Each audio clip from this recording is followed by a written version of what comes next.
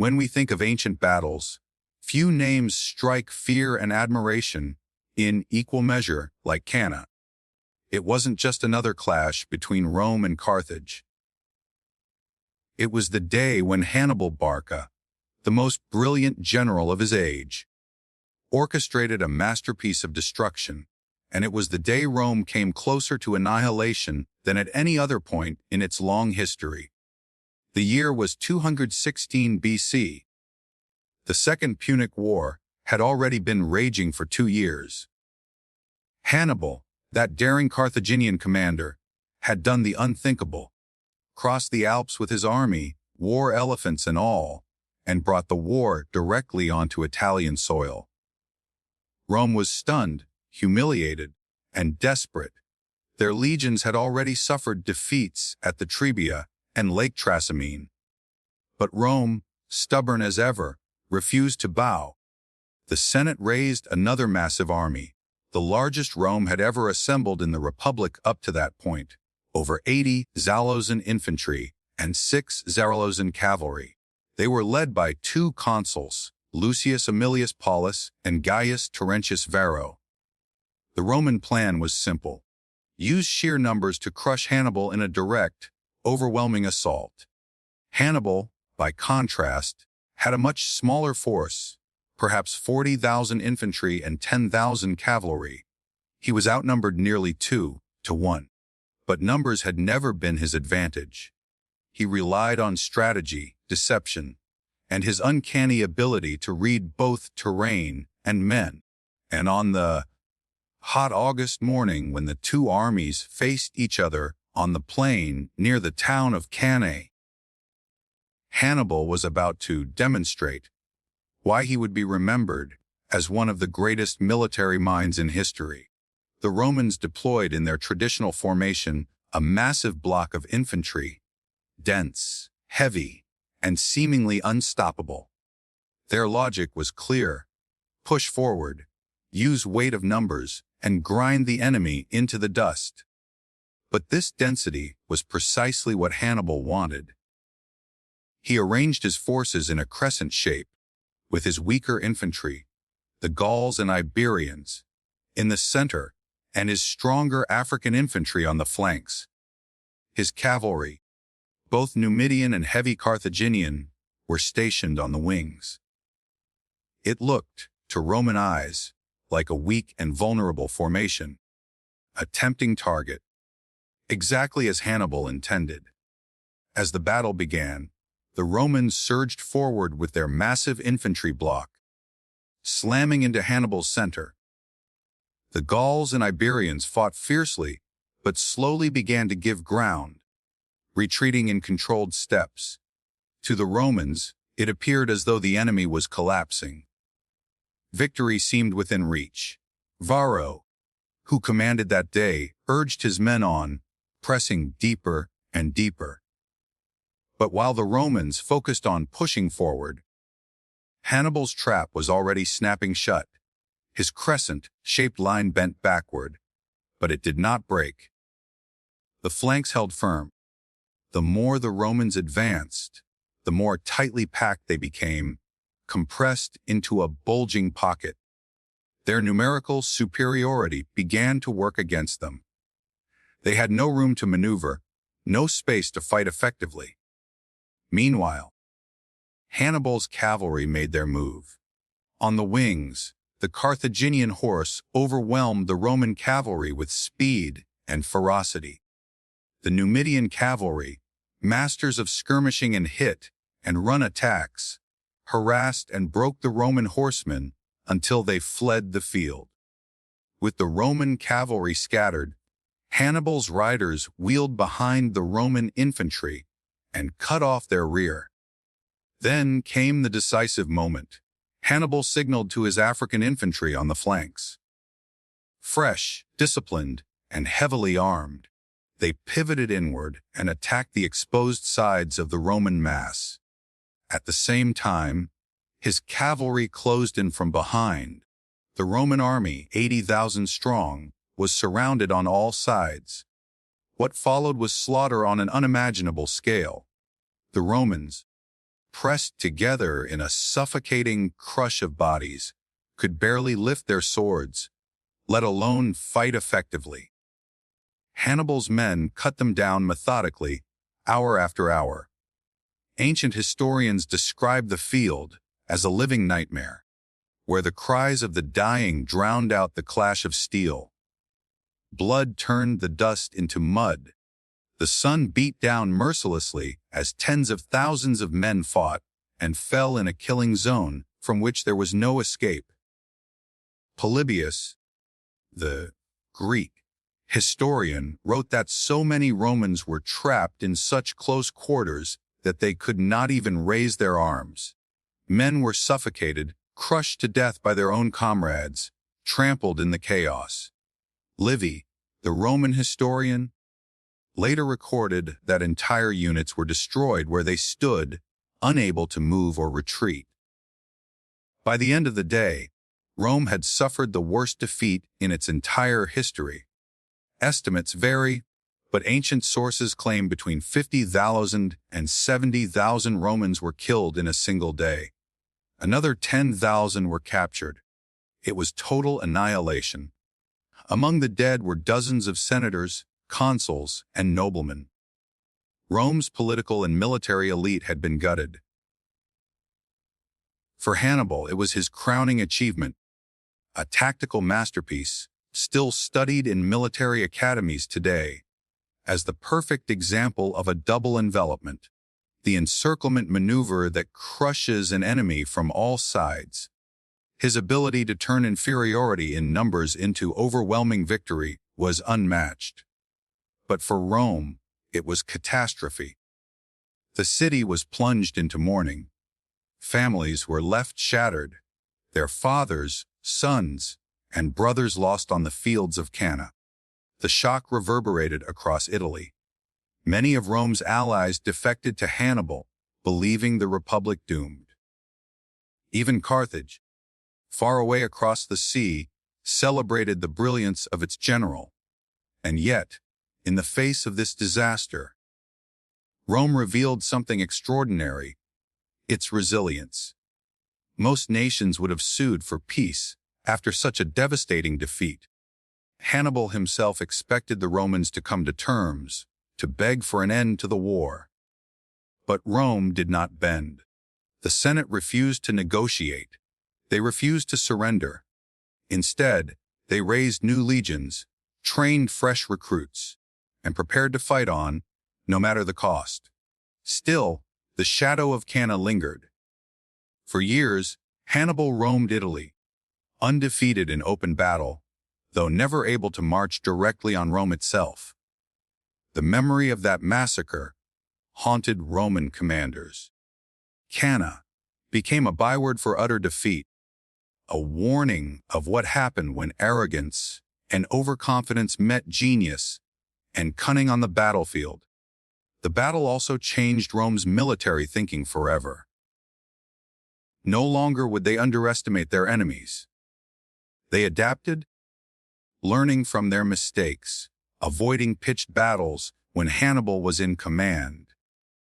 They began to wage a war of attrition, cutting off supplies, wearing down the Carthaginians over years, until finally, with Scipio Africanus leading Roman forces in North Africa, they brought Hannibal to battle at Zima, the clash that would end the Second Punic War. But that is another story. Cannae stands alone as a day of horror and brilliance combined, a day when Hannibal Barca proved himself the master of war, and when Rome came closer than ever to destruction. It is remembered not just as a battle, but as a symbol of genius, of tragedy, of resilience, and of the thin line that separates glory from annihilation. Even today, over 2,000 years later, military strategists invoke Cannae as the ultimate lesson in tactics. The double envelopment, the crushing encirclement, has been imitated in wars across centuries, from Frederick the Great to Napoleon to the German Blitzkrieg. Hannibal's shadow stretches far beyond his lifetime. For Rome, The price was staggering. But paradoxically, it was in that moment of despair, when the Republic had lost so much, that its true strength revealed itself. Not in invincibility, but in the will to rise after even the most devastating defeat. Cannae was Rome's darkest hour, but it was also the crucible from which the Republic's unbreakable spirit emerged. And though the battlefield lay strewn with tens of thousands of Roman dead, their sacrifice ensured that Rome's story did not end in 216 BC. Instead, it endured, adapted, and ultimately triumphed. If Cannae was Hannibal's masterpiece, Zama was his reckoning. It was the day Rome struck back, the day Carthage's greatest general was finally brought to battle on foreign soil. And it was the day when Scipio Africanus, a young Roman commander once haunted by the ghosts of Cannae, turned the tide of history. The stage was North Africa, the year 202 BC. For over a decade, Hannibal had rampaged through Italy, undefeated in open battle, a constant nightmare for the Roman Republic. But time had worn him down. Rome had adapted, learned patience, and waged a war of attrition. One by one, Hannibal's allies in Italy were stripped away. His supplies dwindled. Reinforcements from Carthage were delayed or denied. Meanwhile, a new star rose in Rome. Publius Cornelius Scipio, barely in his 20s when Hannibal first entered Italy, had survived the carnage of Cannae. He had seen the Republic at its lowest, its armies broken, its spirit crushed. But he was no ordinary survivor. Scipio learned from defeat. He studied Hannibal's methods, his maneuvers, his genius, and when given command, he turned those lessons into weapons. By 204 BC, Scipio carried the war to Africa itself. His strategy was bold. Even audacious forced Carthage to recall Hannibal from Italy by threatening the city directly. It worked. After years abroad, Hannibal returned home to face Rome's rising champion. The final confrontation was inevitable. The battlefield lay near the town of Zama, not far from Carthage itself. Hannibal's army was formidable, but no longer the elite force of earlier years. He commanded about 40 Zalos in infantry, 4,000 cavalry, and most famously, 80 war elephants, the shock weapons that Carthage hoped would terrify and shatter the Roman lines. Scipio had around 30 Zalos in infantry and 6 Zalos in cavalry, but his cavalry, commanded by the brilliant Numidian prince Massinissa, was far superior. Massinissa, once a Carthaginian ally, had defected to Rome after being betrayed by Carthage, and his horsemen would prove decisive. On the eve of battle, both generals understood what was at stake. Hannibal knew defeat meant the end of Carthage's ambitions, perhaps its very survival. Scipio knew victory would cement Rome's dominance and end a war that had drained the Republic for nearly 2 decades. The two men even met in person before the battle, in a tense conference where each offered peace terms. But neither side would yield. There could be no compromise. And so, on a clear morning, the two armies drew up for the final clash. Hannibal placed his elephants in the front, hoping to break the Roman lines in the opening charge. Behind them, he arranged his infantry in 3 successive lines, mercenaries and levies in the first, Carthaginian citizens and allies in the second, and his hardened veterans from Italy in the third. Those veterans, survivors of years of campaigns, were the heart of his army. Scipio, however, anticipated the elephant charge. Instead of arranging his legions in the usual dense checkerboard pattern, he created wide lanes between his maniples, avenues deliberately left open. His plan was simple. When the elephants charged, Roman trumpeters would blast their horns, frightening the beasts, while the soldiers would guide them down those lanes instead of being trampled. The battle began with the thunder of hooves and the trumpeting of elephants. The beasts charged, massive and terrifying, but Scipio's preparation paid off. The Roman horns startled many of the animals, sending them into panic. Some veered harmlessly through the lanes, others turned back, trampling Hannibal's own men. Only a few crashed into the Roman lines, where disciplined legionaries quickly dispatched them with javelins and spears. The great elephant charge, meant to win the day in a single blow, had failed. Then the infantry closed. Hannibal's first line clashed with the Roman legions in a brutal melee. The mercenaries fought hard, but Scipio's men held firm. Slowly, the Romans pushed them back. As they retreated, they collided with Hannibal's second line, sowing confusion. Some of the second line refused to let the mercenaries through, believing them cowards. Others were caught in the crush. Disorder spread. Scipio pressed the attack, his men advancing steadily, driving the Carthaginian forces back toward the third line.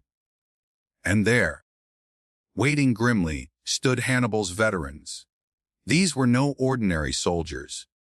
They had fought in Italy for 15 years, hardened by endless campaigns, survivors of Trebia, Trasimene, and even Cannae. They were disciplined, loyal, and deadly. When the Romans reached them, the battle turned savage. The lines locked in desperate combat.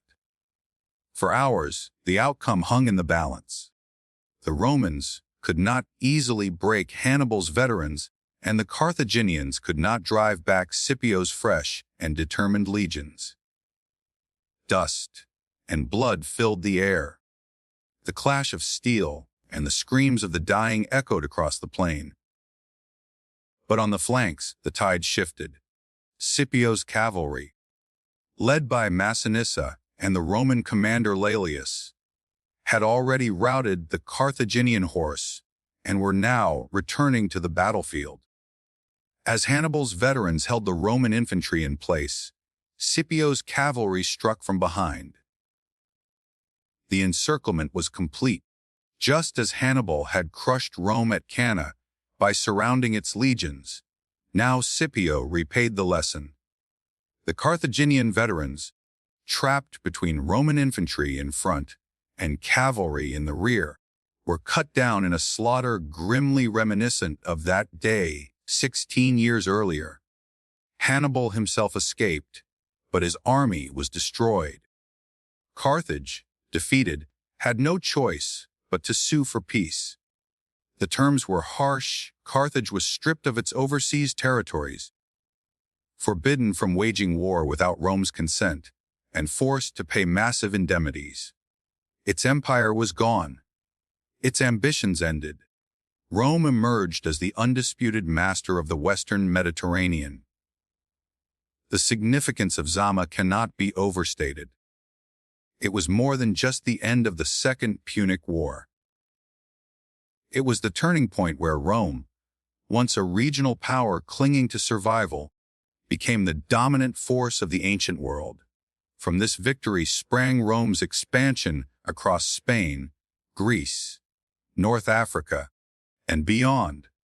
For Hannibal, Zama was the bitter end of his dream. He had achieved miracles, humbling Rome again and again, but in the end, he was undone by Rome's resilience and by Scipio's brilliance. The irony is striking.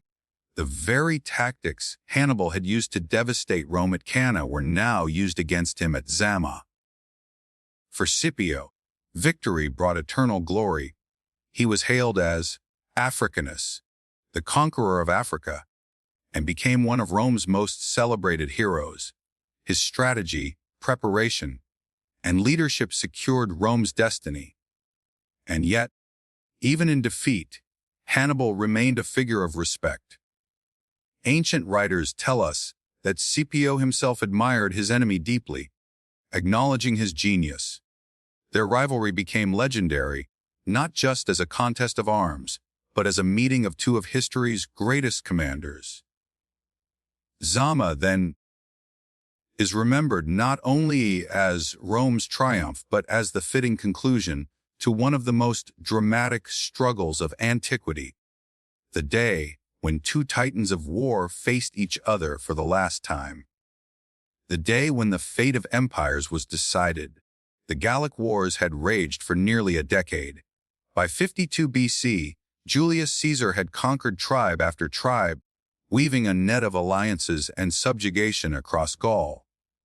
But Gaul was not yet broken. Out of the forests and hills rose a leader who united the tribes in a desperate revolt. The chieftain Vercingetorix of the Arverni.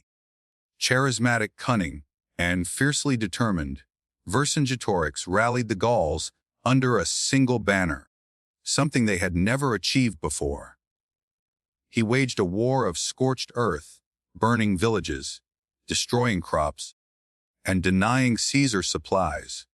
For the first time, the Roman proconsul found himself stretched thin, fighting not just armies but hunger, distance, and hostile terrain.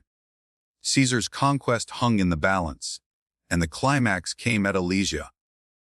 Alesia was more than a town.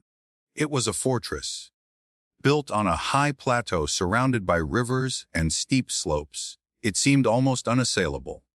The Gauls, confident in their position, fortified the town with wooden walls, ditches, and ramparts. Inside were some 80,000 warriors, along with civilians who had taken refuge behind the defenses. Vercingetorix believed Alesia was secure, with supplies stored inside and the Roman army far from its base. He planned to hold out until reinforcements from other tribes arrived. For him, it was the perfect trap. Caesar, however, saw an opportunity. Instead of trying to storm the stronghold, he would strangle it.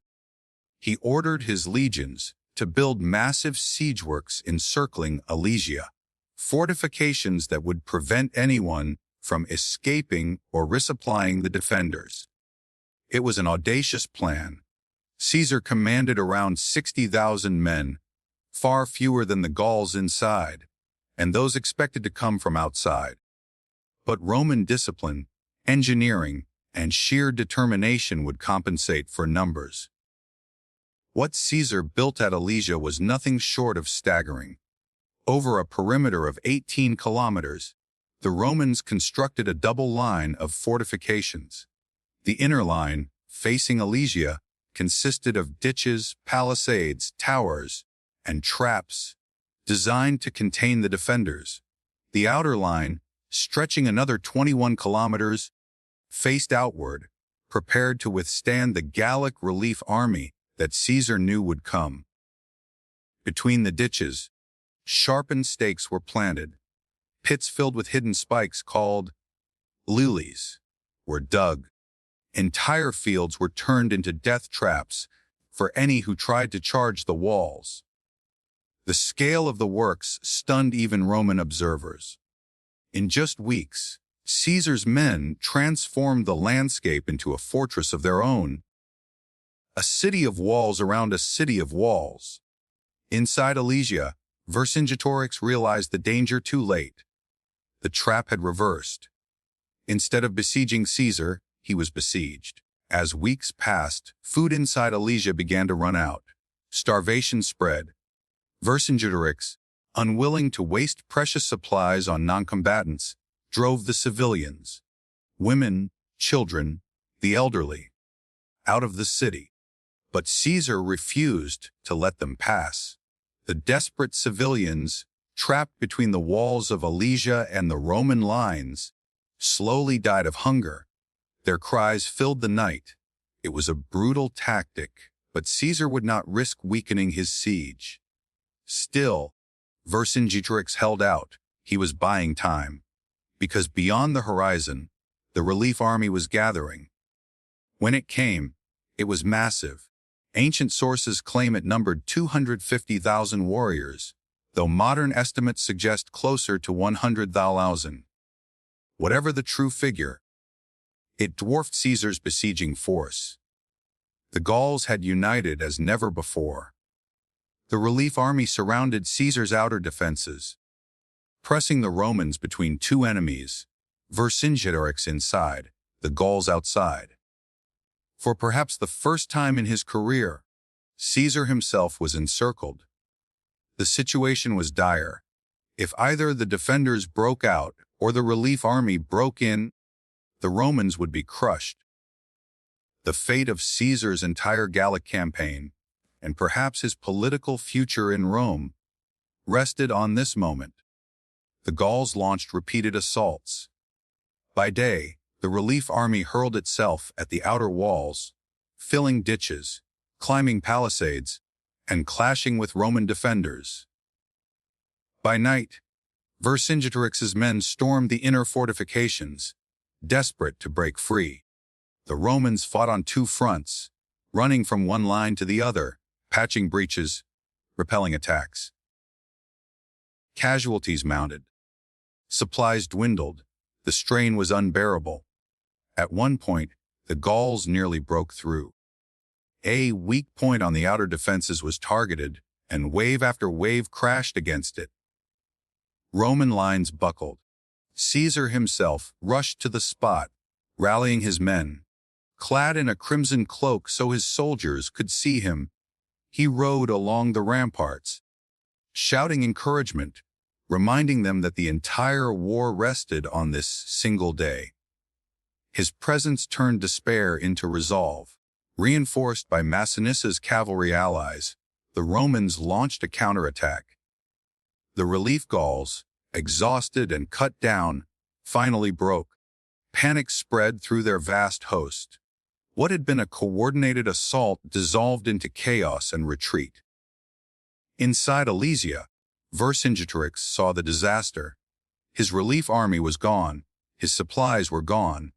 There was no hope left. The next day, Vercingetorix did the only thing left to him. Mounted on his warhorse, clad in full armor, he rode out of Alesia and presented himself to Caesar. Ancient writers tell us he dismounted, removed his weapons, and cast them at Caesar's feet in surrender. With that act, the Gallic revolt collapsed. Tens of thousands of prisoners were taken. Many were sold into slavery. The tribes submitted one by one. Gaul was lost, absorbed into Rome's growing empire. For Caesar, Alesia was his crowning triumph. It showcased not just Roman discipline and engineering, but his own leadership under impossible pressure. He had faced encirclement, hunger, and overwhelming numbers, and prevailed. For Vercingetorix, Alesia was both his finest moment and his downfall. He had united the Gauls, resisted Rome as no one before him had done, and nearly broken Caesar. But in the end, he became a prisoner, paraded in Caesar's triumph in Rome before being executed. The siege of Alesia was more than a battle. It was the death of Gallic independence. From that day, Gaul would remain under Roman rule for centuries, transformed into one of the empire's richest provinces. For Caesar, the victory propelled him to unprecedented heights. He returned to Rome not as a general, but as a legend. His political rivals grew fearful, and his popularity soared. In many ways, Alesia set the stage for the civil wars to come, for the rise of Caesar not just as conqueror of Gaul, but as master of Rome. For military historians, Alesia stands as one of the greatest sieges in history. The double circumvallation, the ring of walls within and without, was a feat of engineering genius. The discipline of the Roman legions, under unimaginable pressure, remains a testament to their effectiveness. And for the people of Gaul, Alesia became a symbol. For centuries after, it lived on in memory as both tragedy and heroism. The moment when their ancestors stood together and fell together against Rome. The Roman Republic was dying. Its politics had decayed into corruption, violence, and endless factional rivalry. At the heart of this chaos stood two men who had once been allies: Gnaeus Pompeius Magnus, Pompey the Great, and Gaius Julius Caesar. Together with Marcus Licinius Crassus, they had formed the first triumvirate, an alliance that dominated Roman politics. But ambition is a poison no alliance can contain. Crassus fell in battle against the Parthians, leaving Caesar and Pompey as rivals, and Rome was not big enough for both. In 49 BC, Caesar crossed the Rubicon with his legions, a declaration of war against Pompey and the Senate faction that supported him. Civil war had begun. The decisive confrontation came a year later, on the plains of Thessaly, near a small town called Pharsalus. Pompey was no ordinary general. He had earned the title Magnus for his conquests in the East, his campaigns against pirates, and his reputation as Rome's greatest living commander. The Senate rallied to his banner, believing him the savior of the Republic. Caesar, by contrast, was the upstart. Brilliant, daring, adored by his legions for his generosity and relentless victories in Gaul. To the optimates in the Senate, he was a demagogue and tyrant in the making. But to his soldiers, he was almost a god. At stake was not just command of Rome's armies, but Rome itself. Would the Republic survive under Pompey's leadership, or would Caesar reshape it into something new? By 48 BC, Pompey held the advantage. He commanded a massive force of nearly 45,000 infantry and 7,000 cavalry, supported by senators and aristocrats from across the Republic. Caesar, having chased Pompey into Greece, had only about 22,000 infantry and 1,000 cavalry. He was outnumbered 2-1. Pompey's strategy was simply starve Caesar out. By controlling the sea with his superior fleet, he cut off Caesar's supply lines. The Senate urged patience. Why risk battle when time itself would destroy Caesar's army? But Caesar refused to wait. His legions were hungry, restless, and dwindling. He needed a decisive battle.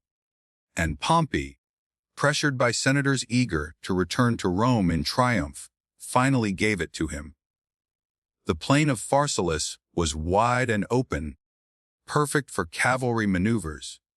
Pompey chose it deliberately, knowing his cavalry vastly outnumbered Caesar's. If he could crush Caesar's flanks, the battle would be over. Caesar, studying the terrain, recognized the danger. He devised a bold countermeasure, something no Roman general had tried before. He formed his legions into the usual 3 lines. But behind his small cavalry force on the right flank, he hid an additional 4th line of infantry, about 2,000 men handpicked for discipline and nerve. Their orders were unusual. If Pompey's cavalry broke through, they were not to throw pila or fight as heavy infantry. Instead, they were to aim their short swords directly at the faces of the enemy horsemen. It was a psychological weapon as much as a tactical one. Horses, panicked by the flashing steel and wounded riders, would rear and scatter. Caesar was gambling that discipline and innovation could overcome numbers. At dawn, the armies deployed. On Pompey's side, senators and noblemen gleamed in polished armor, confident of victory. His legions stretched across the plain, their cavalry massed on his left flank, ready to sweep Caesar's right away. On Caesar's side, the mood was grim but resolute. His soldiers were veterans of 100 campaigns in Gaul. They had marched thousands of miles under their commander, shared his hunger, and trusted him absolutely. Caesar himself, standing before his men, spoke with characteristic calm. The moment you have long desired is at hand. The fate of Rome will be decided today. Fight as you have always fought, and victory will be ours." The trumpets blared. The battle began. The Roman style of battle was brutally direct. The legions advanced in heavy blocks, pila flying, shields locking, swords stabbing in relentless rhythm. Dust and shouts filled the air as the front lines collided. At first, the balance held. Pompey's infantry pressed forward confidently, relying on their superior numbers. Caesar's men, disciplined and compact, gave ground slowly but held firm. But on the flanks, the decisive moment was unfolding. Pompey's cavalry, thousands strong, thundered into motion. They swept toward Caesar's right, where his tiny cavalry detachment braced for impact. The clash was overwhelming. Caesar's horsemen could not withstand the storm. They broke and retreated, seemingly leaving the flank wide open. The senators watching from Pompey's camp cheered. Victory seemed certain. Pompey himself allowed a smile. The trap was closing. But then Caesar's fourth line revealed itself. As the Gallic and Thracian cavalry pressed forward, expecting to roll up the Roman flank, they suddenly faced a wall of infantry, not charging, not throwing javelins, but lunging upward with swords at their faces. The effect was immediate and shocking. Horses, unused to such attacks, reared and panicked. Riders fell. The tightly packed cavalry ranks turned into chaos.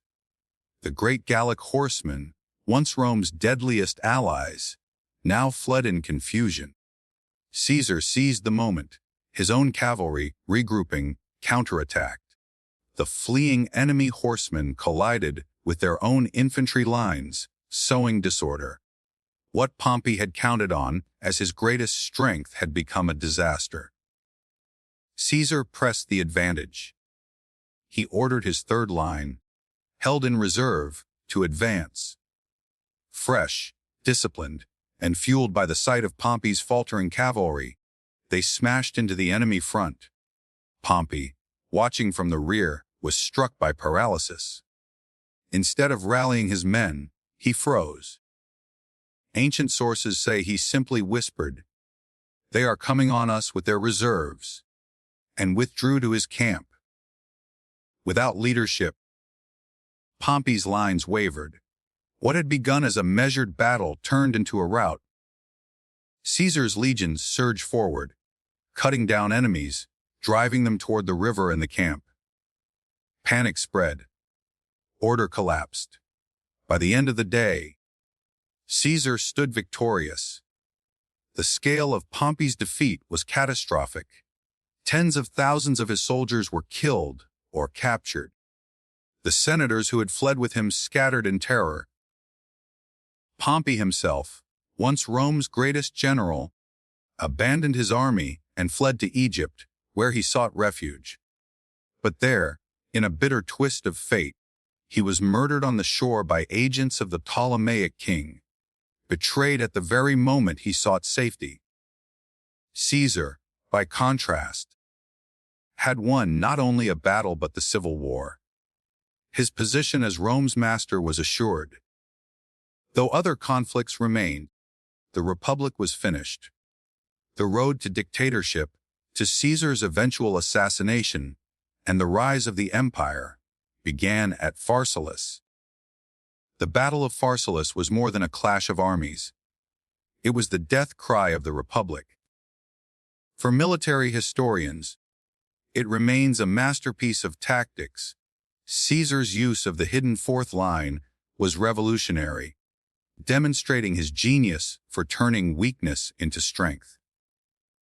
Outnumbered, outmatched in cavalry, he had won through innovation, discipline, and personal leadership.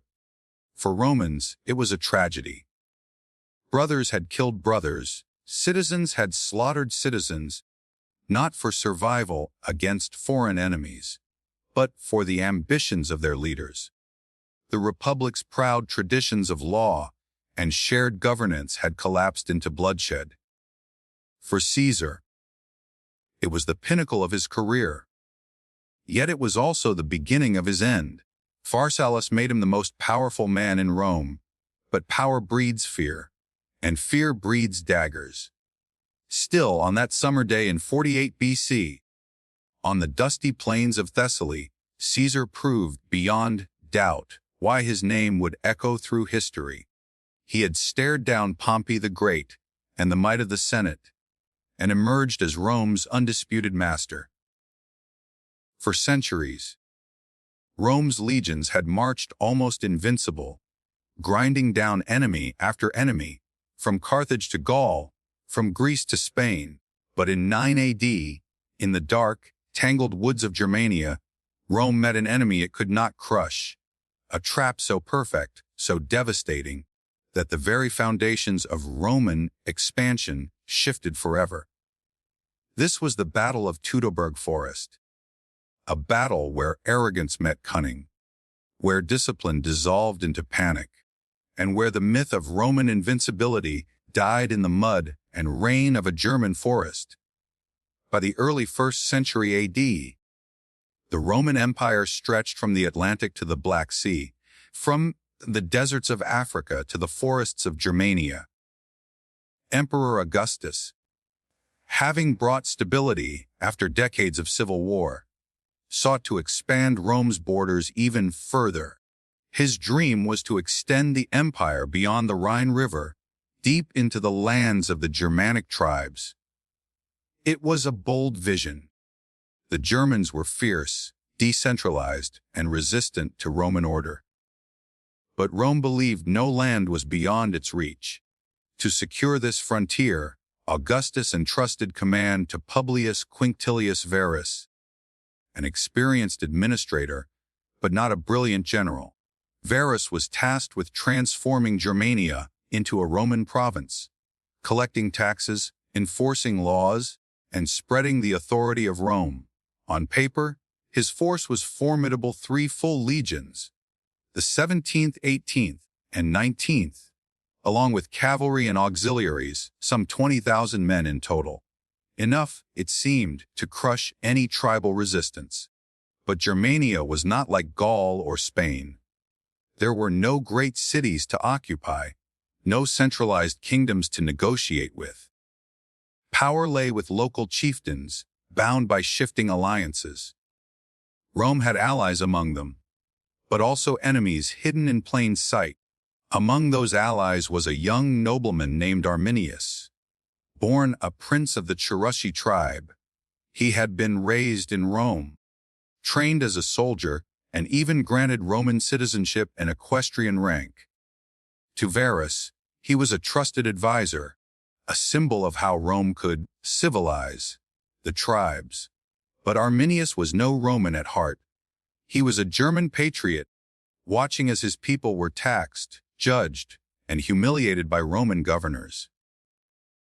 While he dined at Varus's table, he was quietly forging alliances among the tribes, uniting Cherusci, Bructeri, Marsi, and others under a single goal: expel Rome from Germania. And he had a plan. Arminius convinced Varus that a rebellion had broken out deep in the tribal lands. If the governor marched his legions to suppress it, he would walk straight into an ambush. Varus, overconfident, agreed. He ignored warnings from other Germanic leaders loyal to Rome, including Segestes, who begged him not to trust Arminius. The governor laughed off their fears. After all, he commanded 3 Roman legions. What could the tribes possibly do? In September of 9 AD, Varus led his army out of its summer quarters along the Weser River and marched toward the supposed rebellion. His column was massive: legions, baggage trains, families of soldiers, supply wagons, and camp followers stretched for miles. But this was no open plain or well-paved Roman road. The road wound through the dense, dripping forests of northern Germany, narrow paths hemmed in by swamps, hills, and trees so thick the sky itself seemed blotted out. Rain turned the ground to mud, Wagons bogged down. The soldiers struggled to keep formation. And then the attacks began. At first, it was harassment, arrows from the trees, sudden charges from hidden warriors. The Romans tried to push forward, but progress slowed to a crawl. The forest swallowed their discipline. Instead of tight, gleaming formations, the legions became a straggling line of men slogging through rain and mud, shields heavy, pila-soaked, spirits crumbling. Arminius, who had conveniently vanished from the column on a scouting mission, now reappeared at the head of thousands of German warriors. His trap had sprung. The Germanic warriors knew the land intimately. They struck in sudden bursts, vanishing back into the forest before the Romans could respond. They felled trees to block the path, rained spears and stones from the ridges, and attacked the baggage train to sow chaos. The Romans, hemmed in on all sides, could not form proper battle lines. Their armor, designed for open combat, became a burden in the swampy terrain. Their cavalry was useless among the trees. Legion after legion was cut apart in fragments, unable to see or support each other. For 3 days, the slaughter continued. Whenever the Romans tried to build camps for defense, storms lashed the night, collapsing their fortifications. Exhausted, soaked, and terrified, they were easy prey for warriors who struck at dawn with blood-curdling cries. By the 3rd day, the legions had disintegrated. Some men threw down their weapons and fled, only to be hunted through the woods. Others fought to the last, surrounded and overwhelmed. Commanders fell one by one, their deaths breaking what little cohesion remained. Varus himself, realizing all was lost, fell on his own sword to avoid capture. His officers followed his example. When the killing ended, the 17th, 18th, and 19th legions had ceased to exist. Not just defeated, but annihilated. Every standard lost, every banner captured. Rome's might had been shattered in a forest by tribes it had considered primitive. News of the disaster took weeks to reach Rome.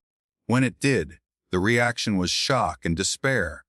According to Suetonius, Emperor Augustus was so shaken that he would wander the halls of his palace at night, crying, "Quintilli ver, legions red, Quinctilius verus, give me back my legions."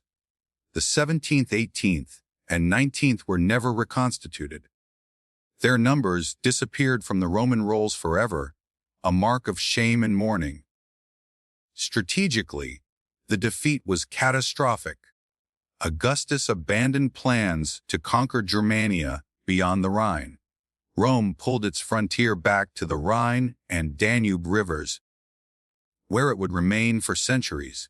The dream of a province Germania Magna was dead. But the psychological impact was even greater. The aura of invincibility that had carried Rome across continents was shattered. Teutoburg proved that Rome could be beaten, not by empires, but by united tribes using cunning and terrain. For the Germans, Teutoburg was a triumph that echoed through legend. Arminius became a folk hero, celebrated as the liberator of his people. Centuries later, German nationalists would hail him as the father of the nation. For Rome, it was a scar that never fully healed. Though later emperors like Germanicus led punitive campaigns into Germania, the ambition of full conquest was gone. The Rhine became not just a frontier but a wall, the edge of the Roman world. Military historians still debate how much of the disaster was Varus's incompetence versus Arminius's brilliance. Perhaps it was both. What is certain is that Teutoburg was not just a battle, but a turning point.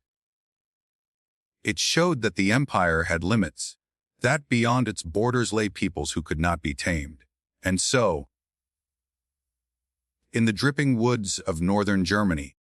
Rome learned a hard lesson that empires do not fall only to great rivals like Carthage or Parthia. Sometimes, they bleed out in the shadows of a forest, ambushed by those they underestimated.